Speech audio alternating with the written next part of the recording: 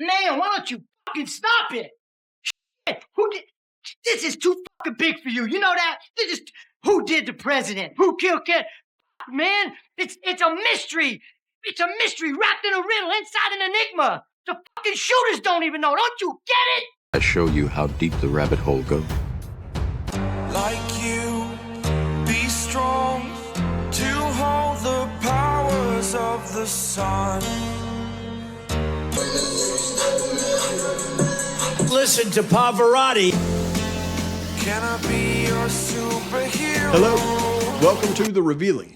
I'm your host, Pavarotti, and I'm here to discuss the Idaho 4 case.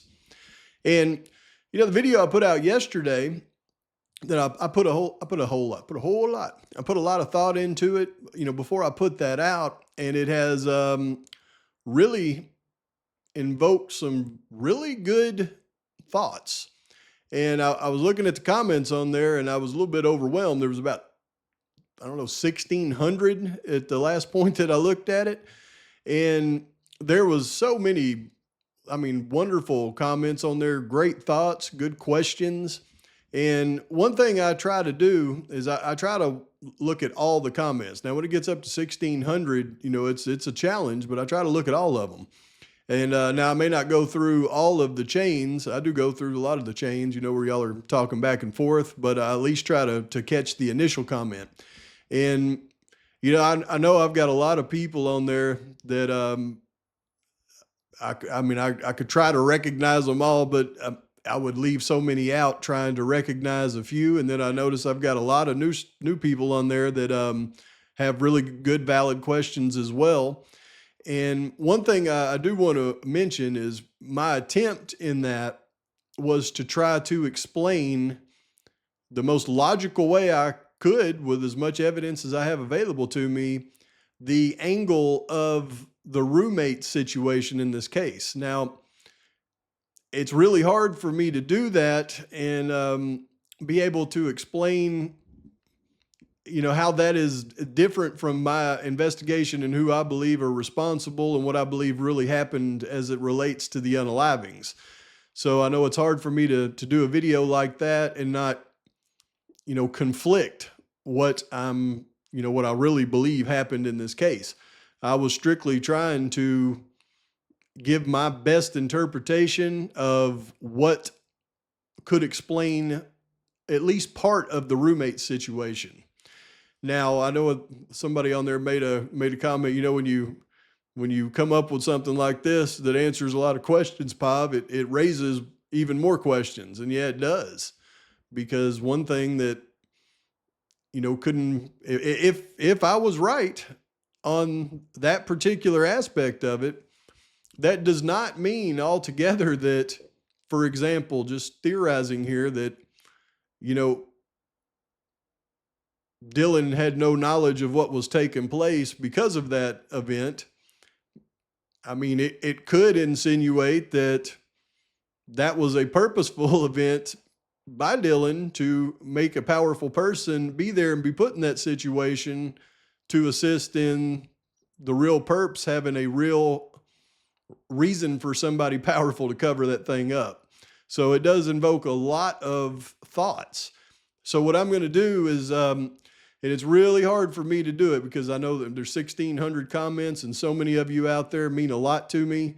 And it's impossible for me to go through and you know, answer some of those and not answer all of them, because I'm effectively going to leave people out by doing that. But what I'm going to try to do is taking just an unbiased look at some of the comments and questions. And I'm going to go through and highlight a few of them in a video, and I'm going to put that out tonight. And if I don't get to your comment, please don't, you know, take it that I don't think your comment is important. There was just so many of them on there. I'm just going to go through a few of them and just answer some questions. And I'm going to do that in I'll set it up like a premiere tonight at like 6, because I know a lot of you out there like when I do that, because y'all can talk back and forth in the chat. Now, I probably won't be in the chat because the wife and I have a little bit of shopping to do. We got a concert that we scheduled for tomorrow that we bought tickets for a long time ago, and we're looking forward to, getting out and having us a little date night and going to a concert. So we got to get prepared for that. And the reason that I've kind of come to the conclusion that, I don't want to do it in a live format is because I've looked at a lot of these lives, and it seems like in a live, the super chat thing is what you end up just focusing on in a live. And I don't want to do that just, for super chats, just to talk to people that are willing to pay for me to talk to them. Yeah, I've said it many times. I mean, I don't want to ask anybody for anything. And I know YouTube tells me, hey, you do these lives, you can super chats and you can make a lot of money. Well, I don't want to do that. All right. I don't want to just, have people pay me to talk to them. That just is not what I do.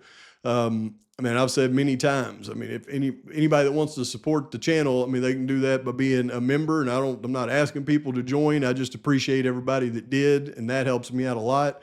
But I don't want to take, super chat money from people just for me to answer those questions. And that would keep me from actually answering, the ones that have already been presented in my comments. So that's why I don't do the lives. But I will get that video out to you tonight, and I'll do it just like I just explained, because I think it's important to, highlight some of those comments and answer some of those questions. But in this video, I want everybody to understand a certain aspect of this case that is perplexing.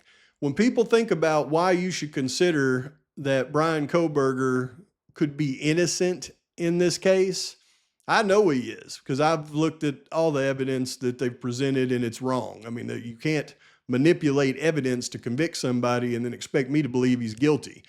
But there's certain aspects of this that are beyond the realm of perplexing, I assure you.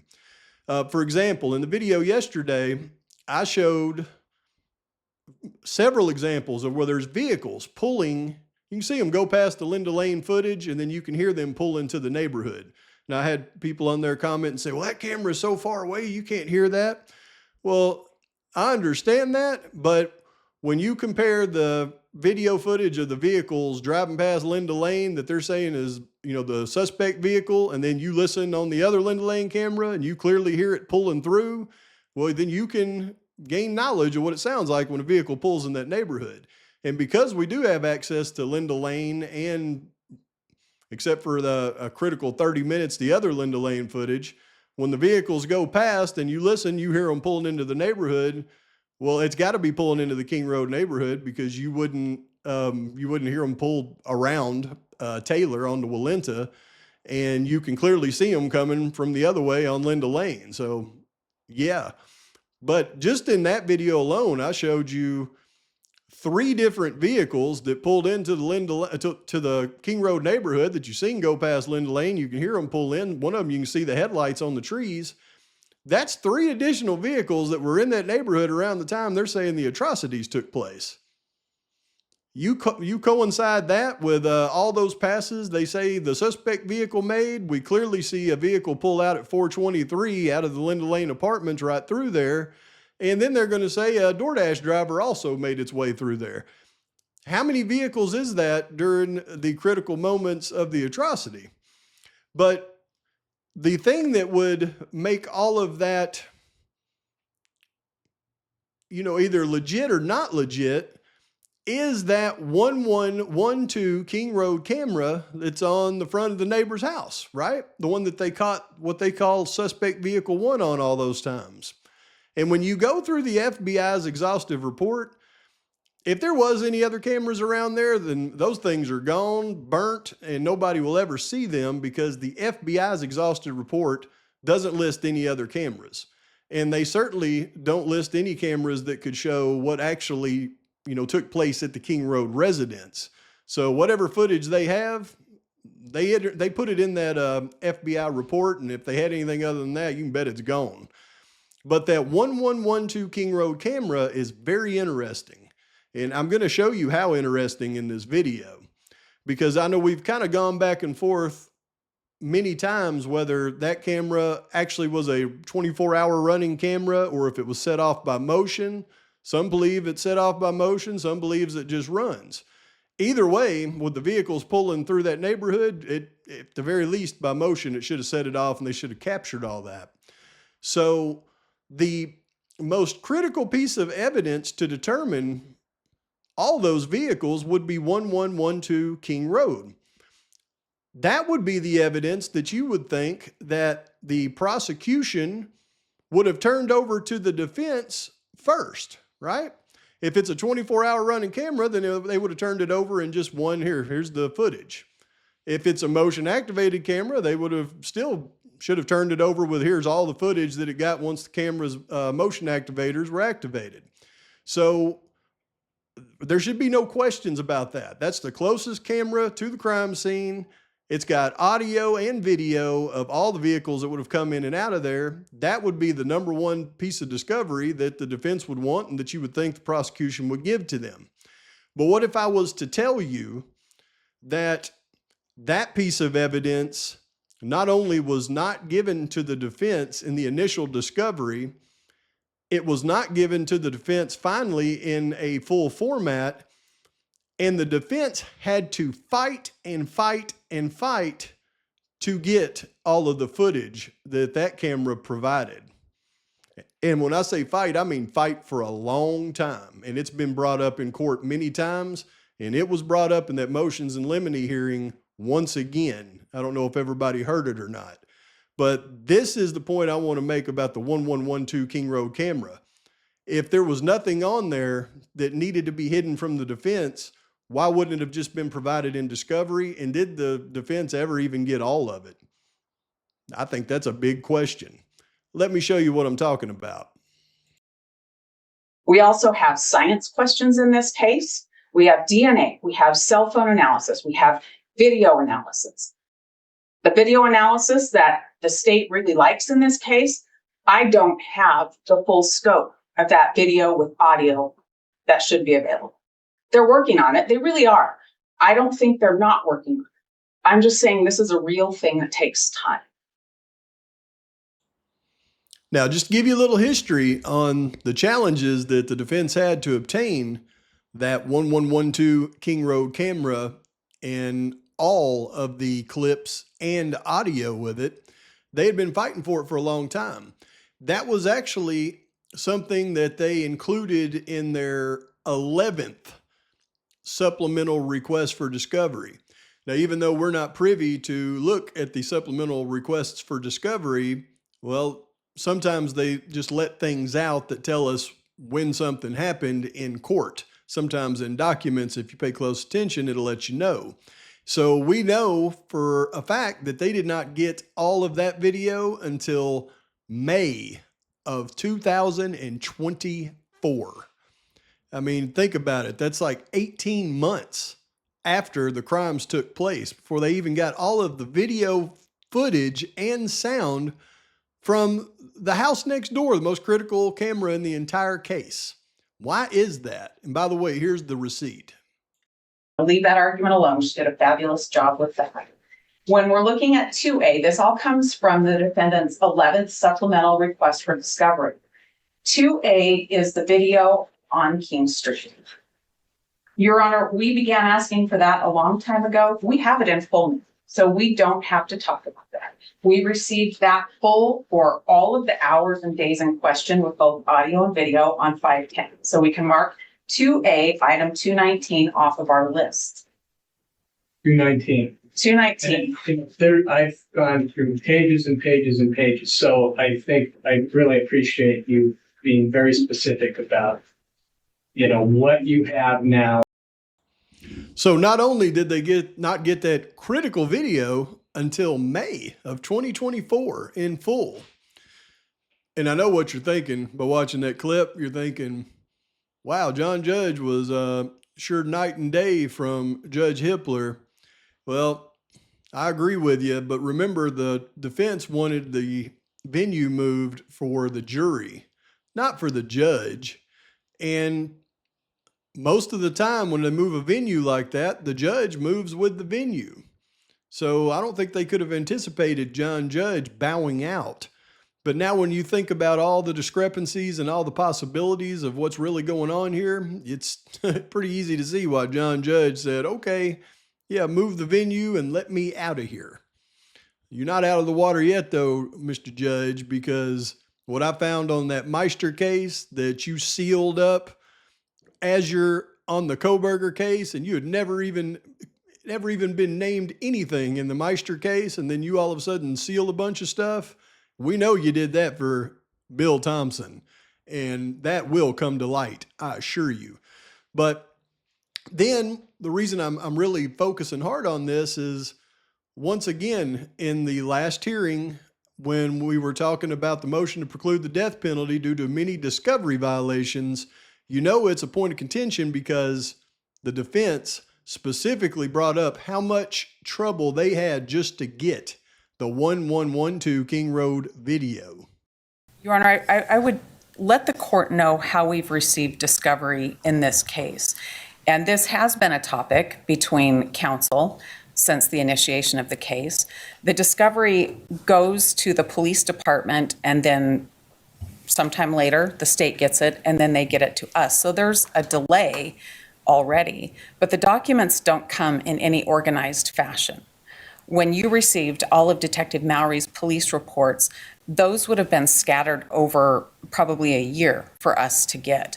We litigated the video, 1112 King video. We litigated that for about a year before we got the full copy of that. Those are all things that take time, and we are now months before trial with the cumulative effect of what's happened. Now, just so everybody's clear, when we're discussing the 1112 King Road camera, this is 1112 King Road right here, and it's facing away from the King Road house that you see behind it right here. So that's the house. This is the camera footage from that house that actually shows the intersection right here of King and Queen, where they capture all the vehicles coming in and out of the neighborhood. And just to show you its location comparative to the King Road house, see, this is the King Road house right here. This is 1112 King Road right here, facing this way. And this is the intersection of King and Queen right here where it captures the footage. Just don't want to leave anybody behind on this stuff. So, 3 points. Point number one, I mean, people out there that question why you should give Bryan Kohberger the benefit of the doubt and keep your eyes and ears open to real evidence in this case.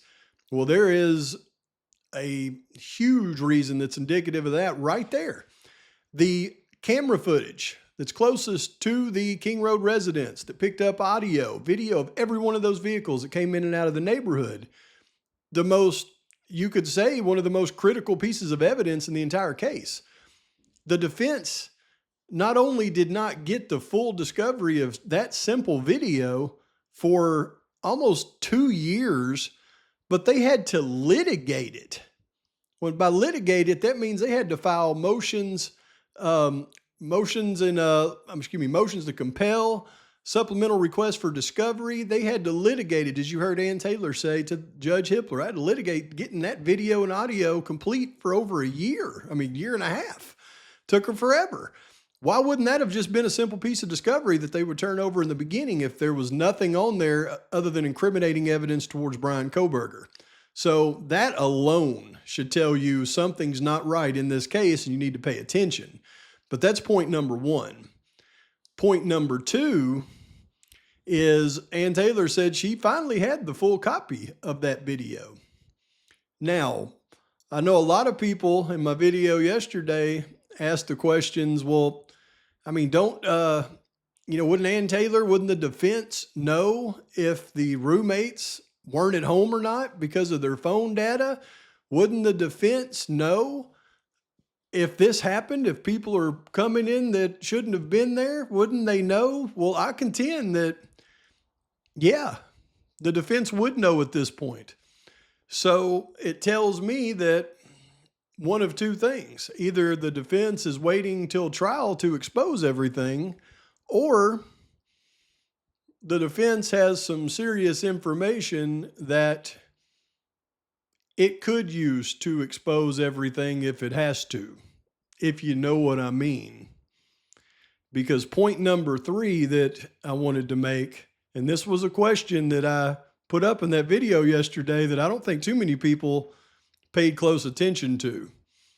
But one of those questions I said that this theory would answer yesterday was, why is everyone involved in this case from the University of Idaho? And when I say everyone involved in this case, I mean everyone. Prosecutors, law enforcement, the judge, the former judge, not the new judge, but also Ann Taylor. So then the question becomes, is she privy to some of this secret information? And we already know what she is, whether by direct knowledge or by the investigation that took place into her client's case. Either way, she's privy to it now. So I think the real question is she going to expose everything at trial, or is she going to hold that card as a carrot to let them know that she could if things don't go a certain way? Something to think about. I'll have that other video out to you this evening, but in the meantime, please like and subscribe to the channel. Post your comments, thoughts, criticisms. Till next time, Pavarotti's out. Can I be your